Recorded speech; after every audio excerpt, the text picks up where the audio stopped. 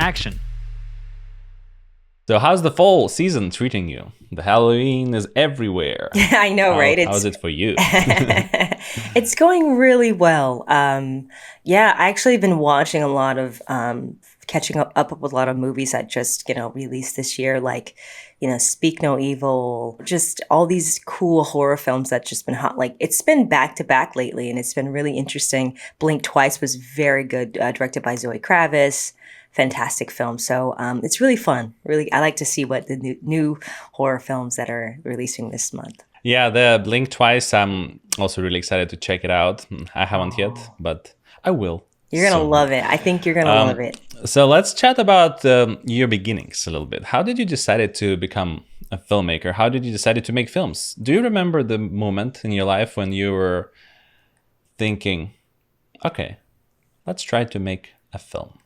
Yeah, I actually do. It's so funny. So I'm the baby. There's four of us, and was kind of the troubled one, the one that always kind of gets into everyone else's business. And so I didn't really have many friends. I was a loner growing up. So my brother was in TV's film production in school, and he had a VHS camcorder. So that kind of tells you my age without saying my age. And I picked it up, and I was just so fascinated with it, and just started learning. I was like, God, I was so young. I was so curious of what this device did. And I think when I would just do like little video tapes of me just being in front of the camera, being all the characters. I have like this bit of and like a newscaster bit that I did. Like it was like, good morning, everyone. And, I'd be like, over and out, and I'd move the camera and all these things that I was doing. And the camera became my friend. It was like, honestly, like a safe haven, something, it was like, I felt happy. I felt like, this was like my happy place.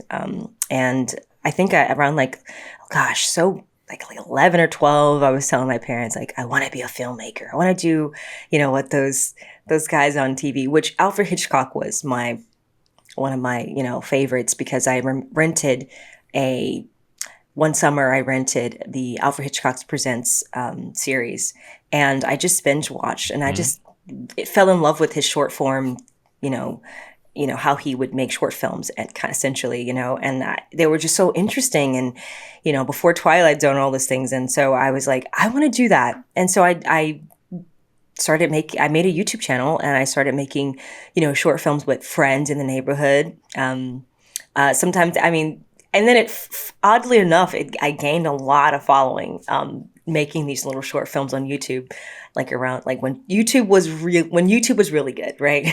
So when you could put a video out and you get like 100,000 views, So I was getting traction, and I was like, I guess there's something to it, and people were like giving me feedback, and they really enjoyed them, and so the YouTube circuit was my kind of start. We were editing the movies yourself. Which software you used? Yeah. Oh my gosh. Back then I was using I think it was Sony Vegas. And then I was also using, oh, wow. God, I was using all types of things, anything that I can find whatever I could do to cut my shorts. I was so young, and I was like, well, I really just enjoyed the process of creating. And I'd have these really interesting, I don't know what my mind was thinking, but I had all these, I go back to think about some stories. I'm just like, I'm sure my parents would think, are you okay? Like, this is some interesting stories you're telling. But I just enjoyed it. I love the doppelganger kind of thing. And I think, where there's like the duality of yourself, the shadow side, and then the good side, like everyone has it. And I loved playing with that a lot. So, but yeah, different stories. And then it's funny, these shorts became features later. Like I would write them as features as I got older. Like I went back to them because I thought they're pretty good. How is your experience watching your movie that you made while sitting amongst the crowd that watches it as well? Now I think it's definitely more like cringe, because you're thinking like, oh my God, like what are people going to think? But when you put it out there, you're like, it's out there in the world. Everyone's going to have their, their perception and what they think about the film, their what they leave with it, Hmm. what it's tell like speaks to them about like, you know. And I love those kind of I do like discussions after like what people kind of take away from it. And then I don't really give away, and maybe this is something I kind of stole from Jordan Peele, like all of my concept of what the movie's about. I like to leave it up into like Hmm. interpretation for like the audience to figure Yeah, out. that's what the movie is about. Yeah, you come to watch it and learn something for yourself. Yeah, and then discussion is more like for fun afterwards. Yeah. How Although do you everyone like wants to know why do did you, you make this film? do you like watching with people? It's very scary. It's very, especially like the first times when I was doing it. It's like, but it does feel like first time every time you do it because every time it's a new movie. And if you go and yeah, you're just very terrified of what people think because you had it in your mind, you wrote it, you directed it, and then you went through all the post production process, and then you just kind of like open to and the unknown. Although Right. recently, like some of like smaller films I did, I started doing kind of like the big studios do the survey before I finally finish it to kind of Nice. see which things resonate, especially if it's like a comedy. So to see which beats land well on for the viewer. But Nice. otherwise, yeah, it's entirely different thing to like sit and talk about the movies. Yeah, I feel like I'd like to comedy stick is really to. amazing. Like it's for someone Mhm. to write comedy, I bow down because I find comedy very hard to do. I've never made a comedy. I feel like I have a sense of humor, but I don't know if I would ever dive into it. Yeah, well, it is interesting. It is hard and it's easy at the same time. So it is hard in the sense to make it good, but it's also easy to see whether it's good or not. So if people laughing, it's good. If they're not laughing, then it's not. So it's as simple as that. With films, it's more complicated because you like dive into thoughts and what does he mean and stuff like that. But here, you just need to get a laugh. That's your main goal. Yeah, that's true. Yeah, there's a lot of films right now that are not funny. uh, um, yeah, What have you seen they lately just that kind of was like. like, nah? I'm not gonna say that it's. I'm not gonna say like bad movies that I don't really like, but generally, it's when it's something that really kind of like surfacey and it's not connected to the character, the jokes. Those type of films usually don't resonate with me well. I see. I see. But some films are incredibly funny, and they go through the years, through decades, and they still carry that funny in them. Oh For yeah. example, The Great Race, a Oh, 1960 movie, The Great Race, with Jack Lemmon, Lee Curtis. That movie is so hilarious that yeah, I can't imagine how people were laughing back then. But I managed to watch this movie in LA at the Quentin Tarantino Theater, New Beverly Cinema, love it. on film projection, Oh, nice. and the theater was packed, and everybody was laughing their seats off. It was crazy. It's just laugh after laugh. Like I couldn't really breathe as I was watching the movie because I was just laughing every 2 minutes. Like I literally every two love minutes, that. I was laughing. Yeah, so that's a I great love that. experience, and laughing is good for you. It's it's so And interesting you said that. I feel like it's so necessary. Like especially in the times that we're living in, you know, the world is so this the uncertainty of like just everything, you know, and government, and you look at the news and you're like, oh my gosh. So laughing, I agree, so important, so healthy, and it just keeps your spirits high, you know. And yeah, I love that. Peter Sellers, anything Peter Sellers, mm. like I think he's just brilliant. What about your experience of making films in Los Angeles? Have you made any films in Los Angeles? And if you did, what were the pros and cons, so to speak?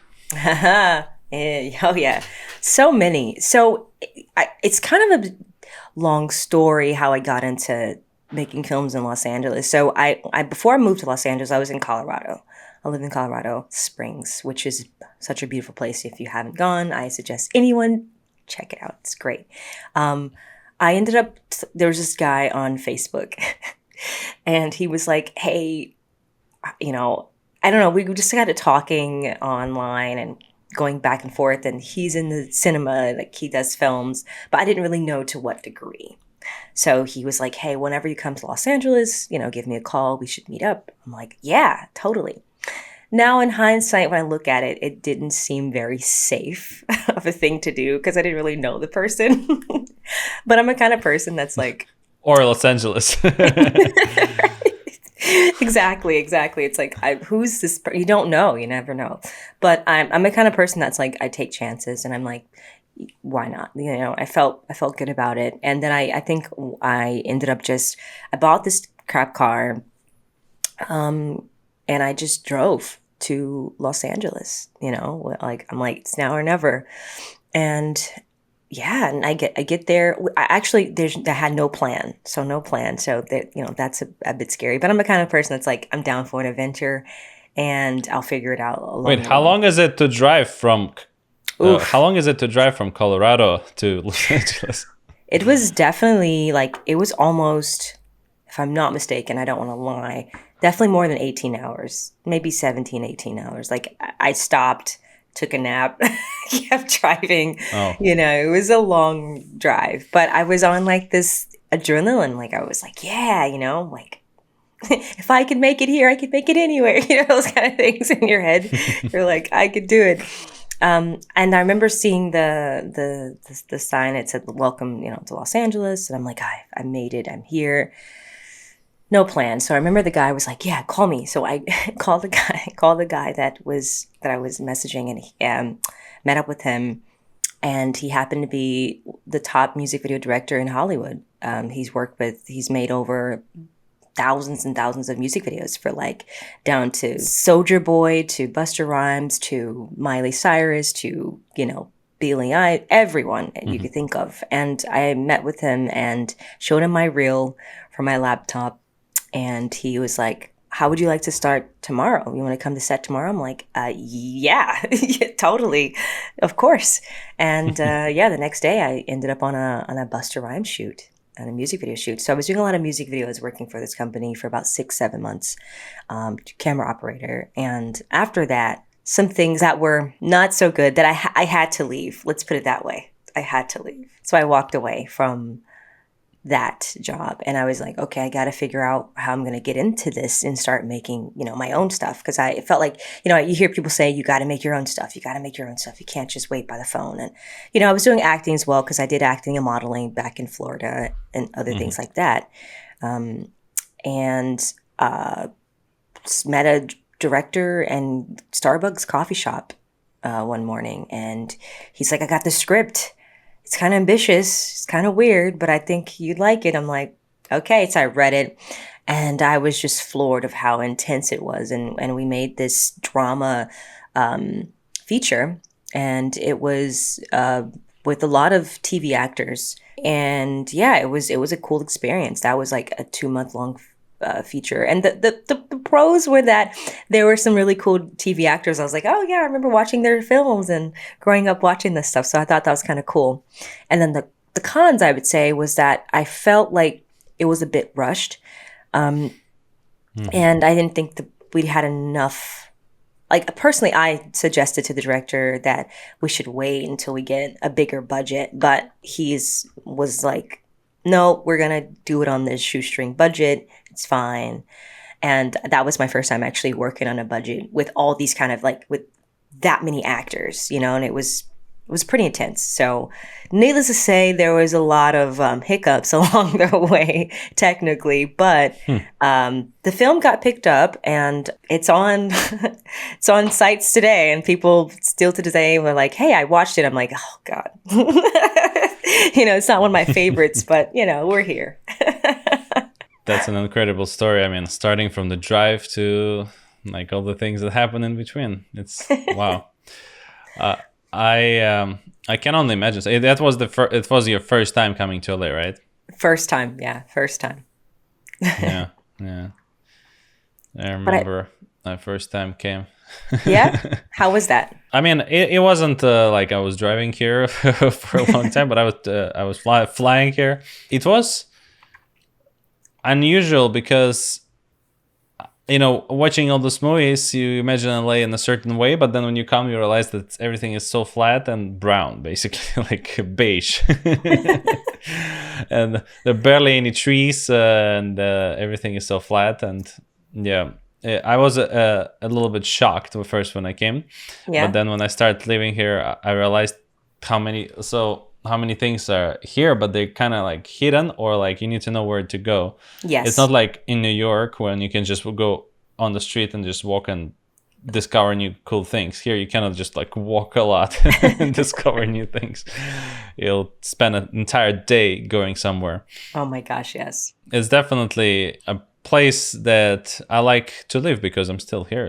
I think LA is definitely first. I think LA is one of the best places to go for film. Obviously, but I think after COVID, my perception changed like about LA and itself. I Hmm. just kind of and I have a lot of friends like all over, but definitely a lot of friends in California still to this day.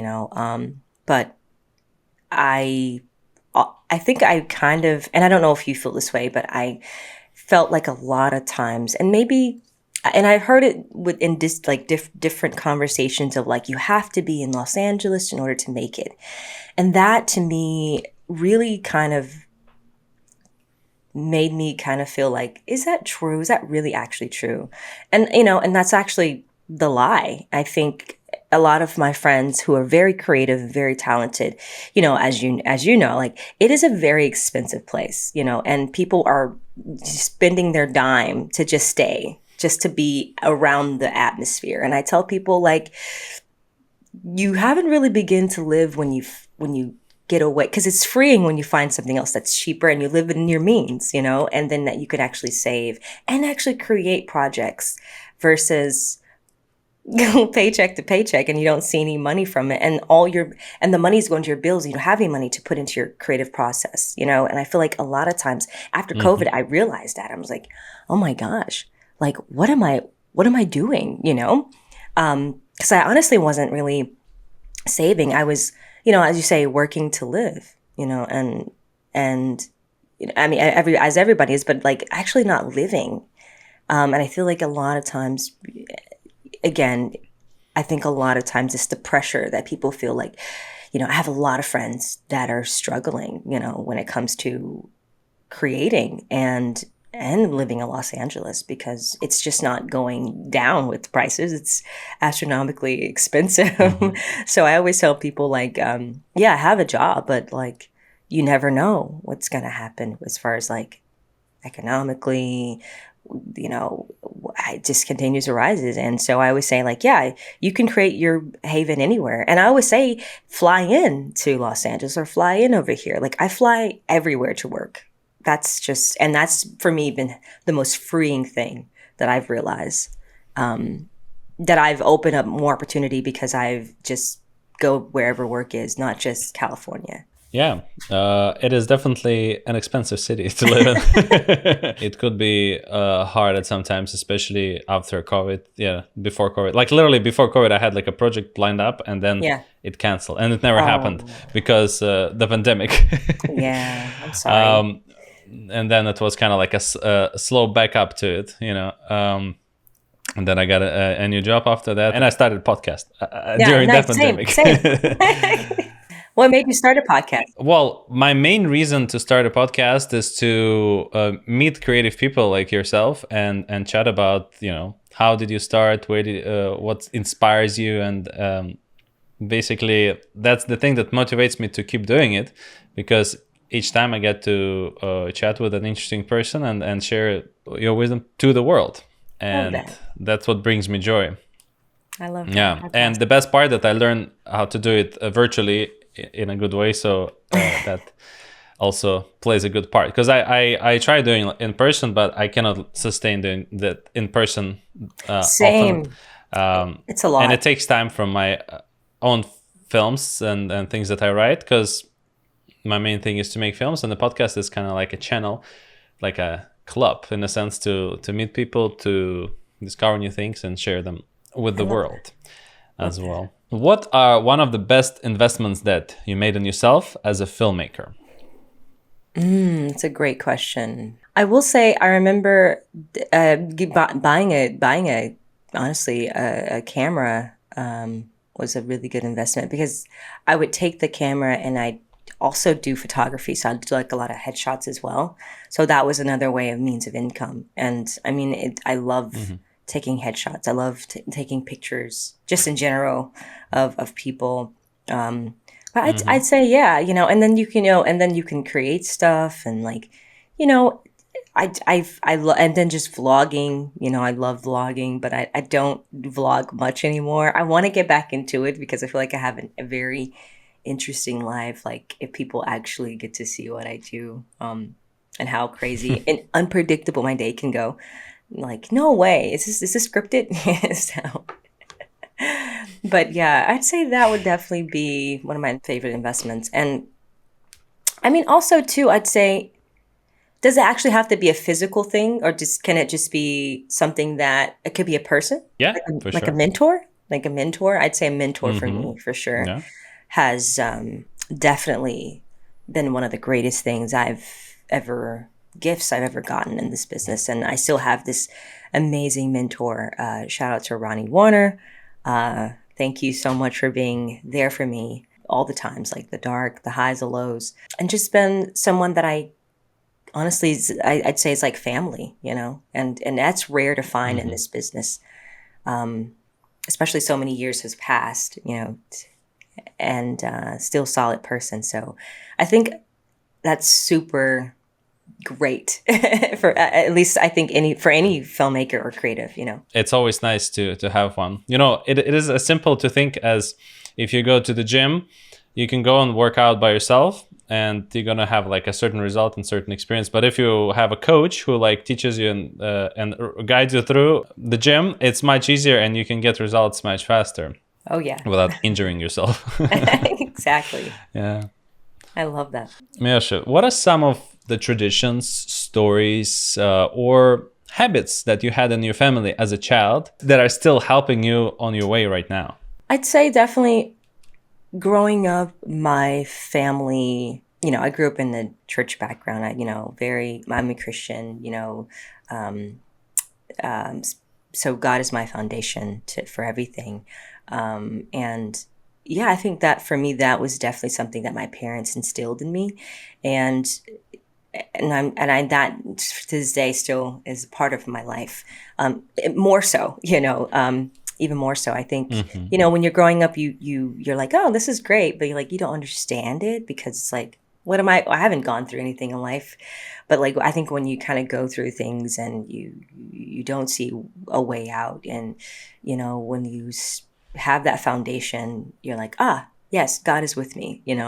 I always say that to people. Like people say, well, how do you go through this journey of like this entertainment business and all these uncertainties that you have along the way? And I'm like, well, for me, I really feel like I have angels watching out for me because there's been so many times where I mean, I kid you not, I'm like, I can't explain it. It's not me. It's definitely not me. I'm just a vessel. I always say that I'm used by God, and I'm a channel for that. And I always say that I use that for everything that I do, especially in this business, because as you know, this business can be, there's some really great highlights in this business and the great people. And then there's the other side of Hollywood that we don't really like to talk about much. And I've experienced that too. And so, yeah, I've been protected and yeah, it leads, it's been leading me ever since. So I'm grateful for that. Yeah. How do you go from, oh, I want to make a movie to actually screening a short film like Miss Pepper or Green High Point or below? For me, I just started to research, ask a lot of creatives, like, what are you doing? What are you doing? Just really figure out what people are doing to get their stuff on screened. What are you submitting to where? And I just started making stuff, and then I think the step is just doing it, right? Going and just submit. Find places that you want to put your films at, whether it's a short film or a feature or even a music video or documentary. It's so funny. I tell people I don't know what I'm doing. I just throw things at the wall. And it just, there's something there's a painting being made. I don't know what it is yet, but there's something that comes out of it. But I mean, I have a direction, but I just don't know exactly. I just kind of go with it. So like, for instance, there's a documentary that I did called Horror Noir, A History of Black Horror. And that was with AMC Network. And it's about from Oscar Mescal, who's like the first recorded Black director in, cinema, to Jordan Peele, winning an Oscar for Get Out. And so we have that like arc, of, from the Black exploitation era, where in the 70s, where they had Blackula, where it was like the Black vampire, and, all these different like, styles of and how Black people were depicted, and how we've shifted the focus from, that Black people are the monsters, quote unquote, to where we are now. And, and it's just a very interesting conversation. So that came about through just picking up a phone call one day. Someone called me, Ashley Blackwell. I'll say her name. Thank you for calling me. She watched a lot of my short films from YouTube. So YouTube came in handy, I tell you, it really did. And she was a follower from a distance, and she kept in touch via social media. Hey, how's it going? And she'll add me to these like write-ups and post my shorts and on her blog, and she would about women in film.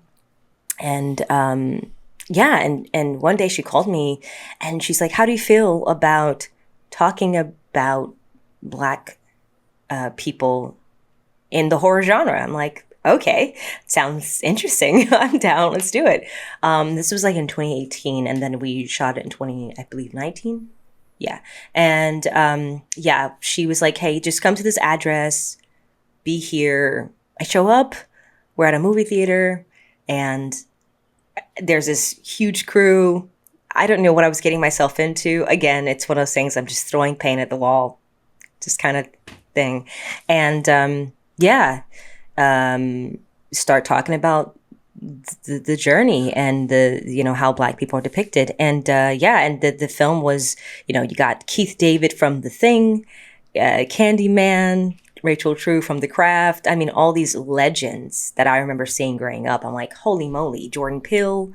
So it was one of those life-changing pinch me moments of like, I can't make this up. Like how, so that was definitely a project that I was like, and we premiered it at the Egyptian Theater in Hollywood, which was really cool. We had a packed house, and this film is being taught in colleges. This documentary, it's been translated into a book, like Italian, so it's in Italian now. It's translated. I was like, whoa, it's just crazy. So it's like, whoa, you just never know. That's amazing. Yeah. Yeah, it's pretty crazy. What are some of the inspiration that you have from art world, from travel, or from something else that is not film, music maybe, that inspires you to create your work? Gosh, I listen to a lot of different things. I really love sometimes. Okay, I don't know. Do you feel this way too? And it could be a weird thing for me, but I love listening to soundtracks. Soundtracks kind of get me in like this. I can just lose myself in it. Like, I mean, Inception soundtrack. Oh my God, come on. Amazing, right? That's amazing because I recently kind of like the last 2 years started to listening to them. It was like, wait a second, let me see whether I can find the soundtrack on Apple Music, and it's like, whoa, they have the soundtrack for every movie, and not just for every movie. They like the movie just came out. I watched it in theater, and it's like, play the soundtrack from this movie, and it plays. I was like, wow. Yeah. Isn't it amazing though? Like I think it's a different feeling that you get, and your mind just kind of goes, or sometimes you just lose yourself in the soundtrack. One of my favorites is Newton. It was The Hours with Nicole Kidman, Meryl Streep, and love that movie. But the soundtrack to that movie was it's one of my favorites. I don't know, it just does something to me. I can just listen to it all day. I have to check it out. No, it doesn't come to mind right away, the soundtrack from that movie. But yeah. My favorite is, well, not favorite, it really depends on the mood. It's like just mood setting thing that I do. Playing Arrival. Oh, such a with goal. those So sounds of aliens, you know. so good. I cannot even recreate it. That film was incredible. Like the cinematography is just gorgeous. Gorgeous film. Yeah. Loved it. Everything. Yeah. And it's based on the book. I mean, many films, like 90% of the films are based on a book now. Yeah. Which is not a good thing necessarily. Right. But I love the book. The author is Ted Chiang's. Yeah, he's really good writer. And I bought his new book. I mean, at that time it was his news book. I don't know whether he made new ones yet, but that one called Exhalations, a collection of short stories, and it's also very profound. Yeah, it has I gotta check it out. Like similar deep level ideas that were explored in Arrival. Nice. Yeah, nice. I definitely check it out. It's a really good book and short stories. So thank you. You can finish them sooner. Yeah, no problem. If you need any book recommendations, ask me in any genres, because I like to read. Yeah. Do you like Stephen King? I mean, of course, right? Of course. Yeah, I mean, he's one of the first authors that I discovered apart from my school program. I mean, back in Russia, because we have to read like a lot of different books, and most of them are like by Russian authors or English, British, American.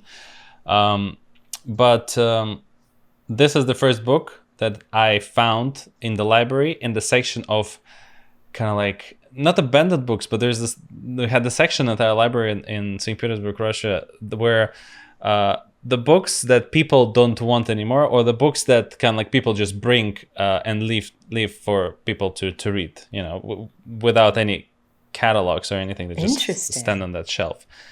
And I discovered this book by Stephen King, and it's the Dark Tower series, and I discovered one of the first books in that series, and that took me on this incredible journey of searching for the Dark Tower. And I read this whole series in Russian, and then I read them in English after I came here, reread them. And then I got all the comic book. Like I really got into this world of Dark Tower. I wanted to know everything about this story and this world. And recently I got really frustrated with the movie that they made, because it sucked. Yeah, right? I heard some reviews about it.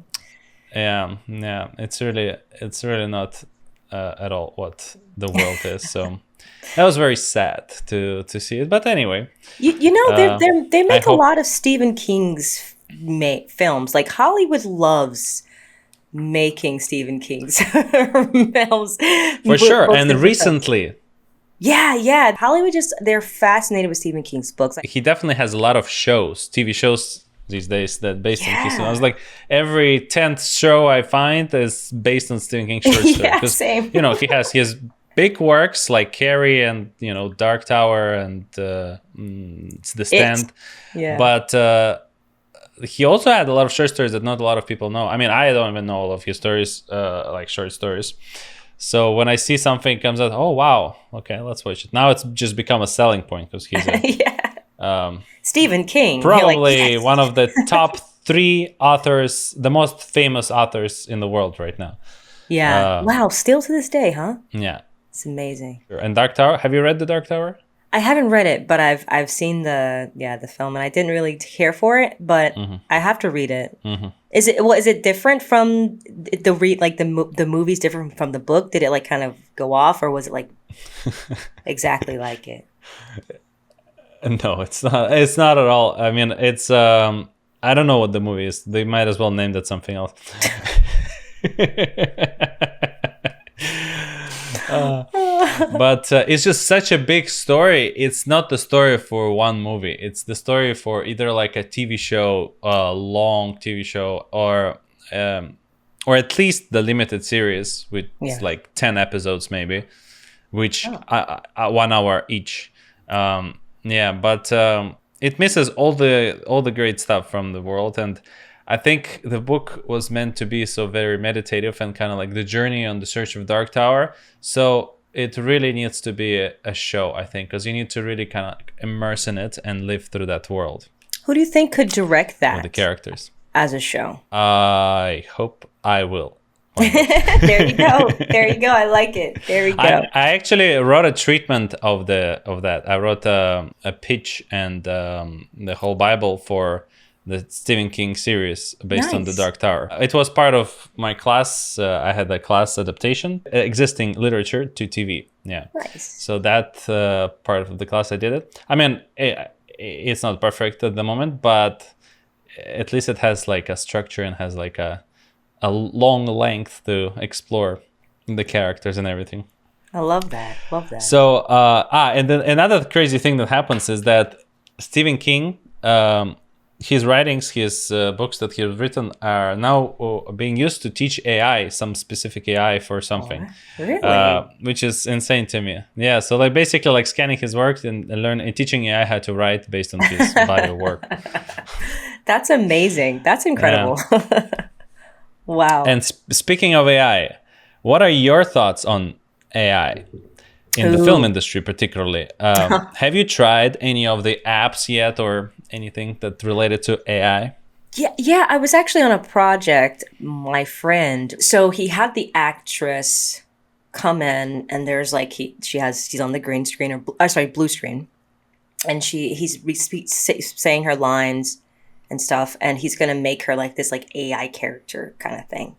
And it was actually incredible, like just to sit there. I'm just thinking, like, what is he gonna come up with? And he put it in like this in the program on his computer, and he showed us like a little bit of what he's working on. I'm like, holy moly, like this is insane. Like she's in space now. Like how? It's kind of crazy. Like I find it very fascinating. And obviously too, you can create a world that, you know, I can't go to space right now. I don't have the budget.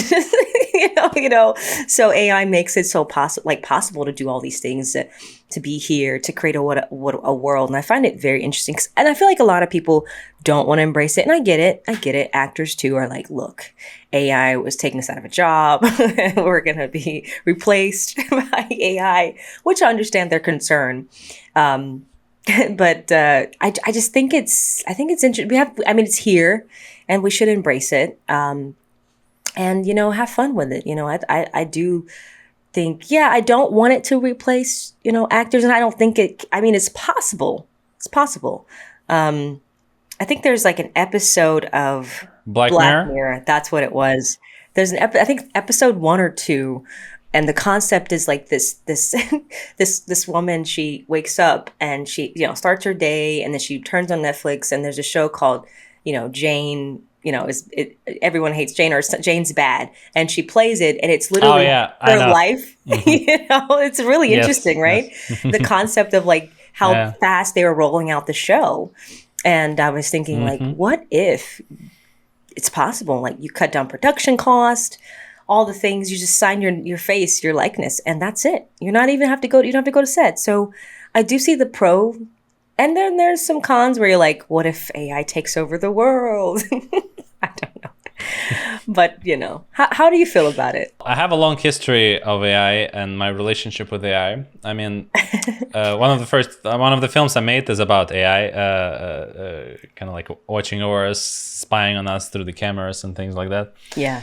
But and I was always imagining it as like, takes over the world and things. But then recently I went through a stage, the AI actually becoming a really good companion for people to live through their lives, and even like assistant type of companion. So you can ask them anything. Like right now, literally in Facebook app or Instagram, you can click the button and there's AI there, and you can ask, hey, find the three spots that has good food near me, and we'll find that. Or you can say, write a poetry, or like write a song lyrics based on this and this word, and it will write you the song like lyric based on this word. And I make fun at work with my colleagues. I write their names, and I write like some traits that are related to them, and then create a poetry, and it's actually pretty fun and cohesive.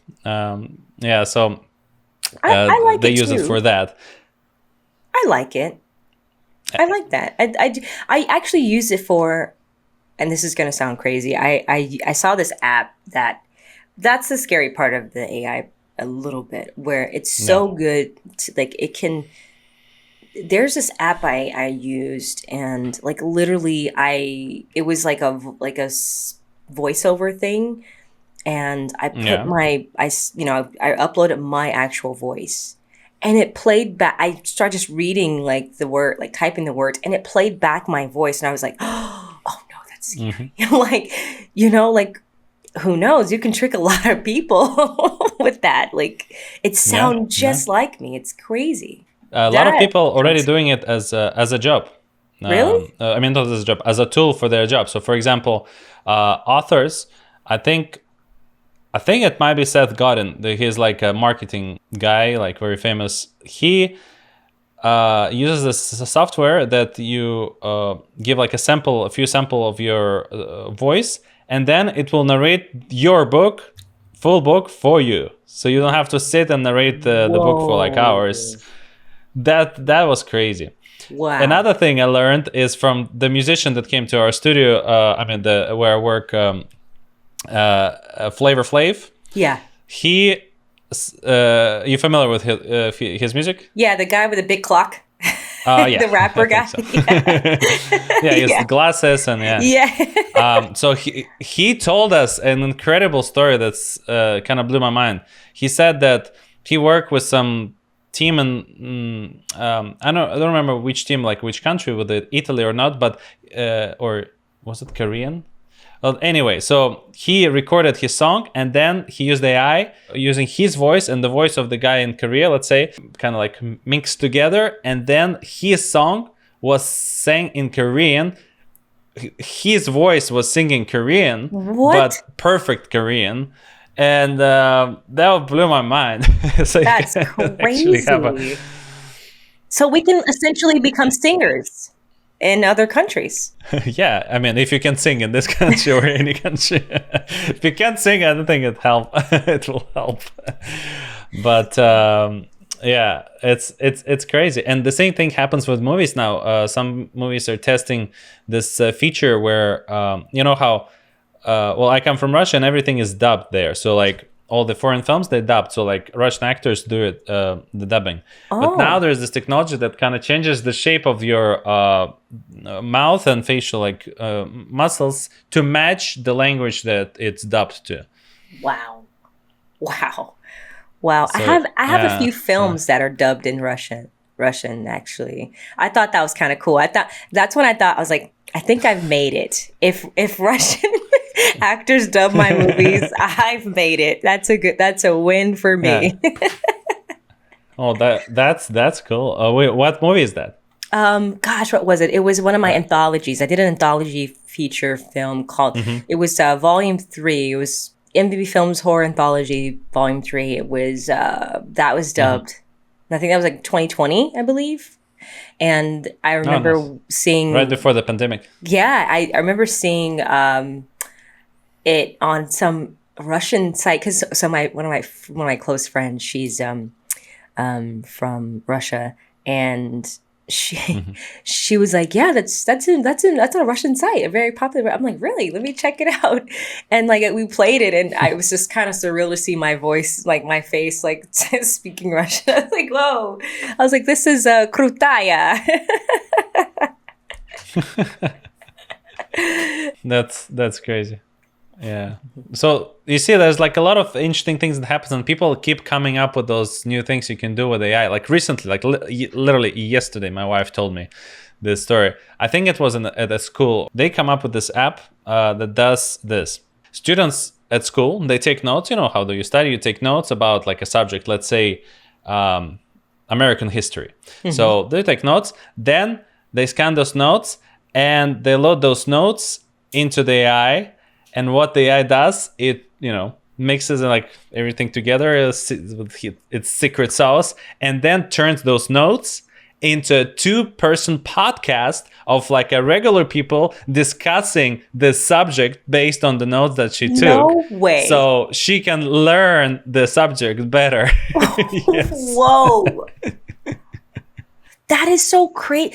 See, that's amazing, but isn't it scary? Because it's like, okay, so here's the part that is a bit like, so the creative process we won't really enjoy anymore because we have an AI so we can just skip the creative process, which a part of me really enjoys the hard work, blood, sweat, and tears. Like I'm kind of old school, but I do embrace the new as well. Like, I don't know. Do you feel the same? Like, well, this is like a long it's longer than this podcast length conversation in terms of moral and other implications of AI. But one thing I can tell you that the most important thing is to use it as a tool to help to push your creativity even to the next level. Yeah. And one of my friends who I interviewed for the podcast, he won an Emmy for one of his works. And Nice. he uses AI. He's an artist, like concept artist. When he works, like he does something for hire, he uses AI to create kind of like sketches. If you translate it in screenplay world, I'd say create like outlines for like different works, and then he adds his personal touch after that and makes it his own. So it's still his work. So he's not using AI to create the final result. He uses it to create kind of like, how in some studios, productions, there's like assistants or interns or like assistants to editor and things like that. This type of positions help you to get your cut together, so then you can finish it with your creativity as a final editor and final writer or creator. So kind of like used to save time doing minutia stuff, like the stuff that is not as creative, the stuff that is kind of have to be done before you start adding your creativity. Yeah. And the final thing I'm going to say on the subject is this: my thought on AI is this, that AI is artificial intelligence. It's a technology, or even species, some people can call it. But I think the creations that are made by AI are not going to be as interesting to us human beings, because we are not AI. We're human beings, and we're interested to see and hear and listen and read what other human beings experience. I'm not interested to hear what the AI thinks, because I'm not AI. I cannot relate to AI. I'm not a machine, unless I will become someday. So this little thing, I think that will keep moving, the things going in the right directions, because people get bored. Right now you can see it right away. Like there are a lot of my friends and acquaintances post, those posts generated AI where they have their bodies or whatever, like with 6-packs and stuff, I'd generated like AI in for AI, that reason. when in reality it's not.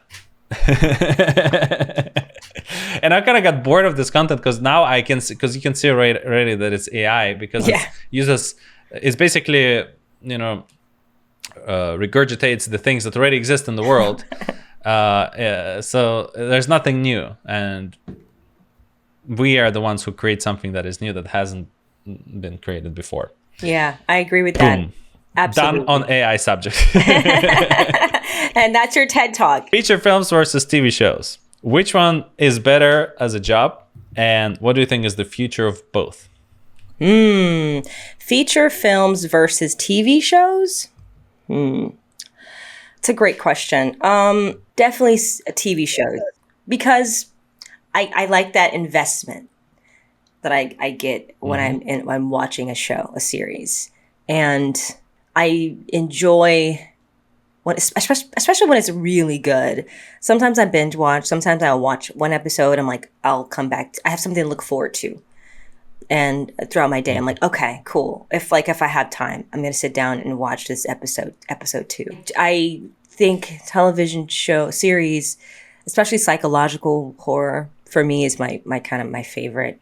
The ones that are kind of diced in like a little bit of reality, or what, like what Mm-hmm. if, those kind of scenarios. I really enjoy that.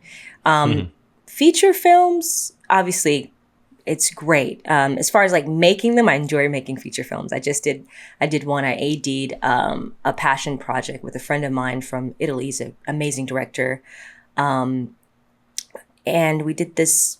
It's like a horror thriller. We shot it in one location, so we had like three stories, and we used, we went out there, we shot some like aerial shots and stuff like that, but we had one main location. So I find those story, like those concepts, really interesting as far as like feature films. Like, yeah, we're on us, we put our money into it and we made this feature, and we had a good time. A week, we shot in a week, and we had the actors come out, and we made something awesome. And that's called Project Paranoia. And we were just proud of it, and just the fact that, feature films, it's like you can make a feature film like with minimal actors. You don't have to have a huge crew, with on your own budget. And I find those are always fun. But obviously, series is going to take more money. Gotta find the money. Gotta get investors. But as far as like watching it, TV series for sure. The future of them both, I think people are cinema is always going to be, what it is. I feel like, just like how, and this is, I'm going on a little tangent, but I'll come back. How blockbuster films, we always go to rentals, and that was something that we enjoyed, renting, going into the blockbuster and getting the tapes and then going home and watch it. I feel like that's the same thing as going to the cinema, watching on the big screen. It's like a ritual, it's like, it's different from watching at home. So yeah, I think cinema is just always, features are always going to be here forever. Some people watch movies in theaters. Some people mostly watch them at home. Um, and it seems like people watch more TV shows than they watch films, even if it comes to like watching them at home. Because convenience, that they're shorter, so you can watch it like every day and then stick to it. And yeah, and you can build community around it. People who watch Game of Thrones, people who watch The Rings of Power, people who watch Succession. Uh, that's all the interesting things that I'm really curious about, because when it comes to making, okay, what should I focus on making? What type of things? And there is this one thing that happened recently, is the Apple released this new product called Apple Vision Pro, the VR headset. And I tried it recently, and I saw a lot of possibilities in it. If they keep improving it, if they keep kind of like releasing new versions that are much better, then I see how we can transfer to that world, especially if they make it light, and they're not going to be heavy, they're not dependent on batteries, so you can just kind of like lie on your sofa and boom, you have a whole theater around you. Wow. Because that's what you see through the glasses, and it's crazy, as if you're like sitting in a movie theater. Wow. And watching a movie with other people. So the connectivity of it was also interesting to me, because why we go to movie theaters? First of all, because it's big screen, and second, because to see other people reactions and kind of experience with them.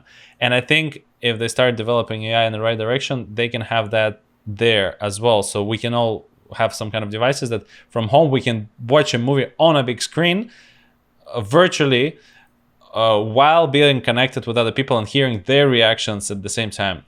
Yeah, that would be So I interesting. think that's the future of it. The And in future. that case, it'll give creators a lot of space for like feature films and big scale films, because many of the TV shows are made for like a small screen, so they have like a lot of close-ups, a lot of